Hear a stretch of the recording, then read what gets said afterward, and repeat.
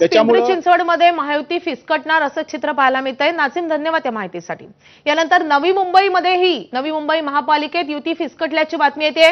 नवी मुंबई महापालिका शिवसेना आणि भाजपमध्ये युती होणार नाही हे जवळपास निश्चित झालंय।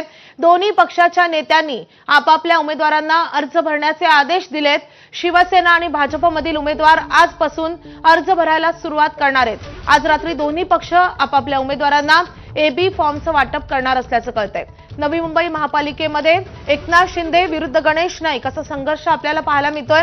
या दोघांची दिलजमाई करण्याचे प्रयत्नही सुरू होते, दोघांमध्ये बैठकही झाली होती। मात्र आता या सगळ्या बैठका निष्फळ ठरल्याचं दिसतंय, कारण नवी मुंबई महापालिकेमध्ये युती होणार नाही हे जवळपास निश्चित झालंय। त्यामुळे नवी मुंबई महापालिकेमध्ये महायुतीमध्ये फूट पडल्याचं दिसतंय। तिकडे राष्ट्रवादी देखील शरद पवारांच्या राष्ट्रवादीसोबत ही निवडणूक लढवण्याचे प्रयत्न करते। त्यामुळे नवी मुंबई महापालिकेसंदर्भात आता नेमका कसा संघर्ष होणार, ही लढत तिरंगी होणार की चौरंगी होणार हे पाहणं महत्त्वाचं असणार आहे। मात्र नवी मुंबईत युती होणार नाही यावर आता शिक्कामोर्तब झालंय।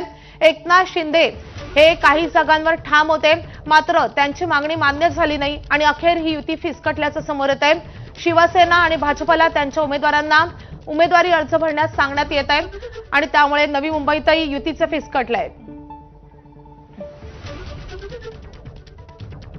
आणखी एक महत्त्वाची अपडेट, मातोश्रीच्या बाहेर आता मोठी गर्दी जमली आहे। इच्छुक उमेदवारांच्या मातोश्री बाहेर अक्षरशः रांगा लागल्यात।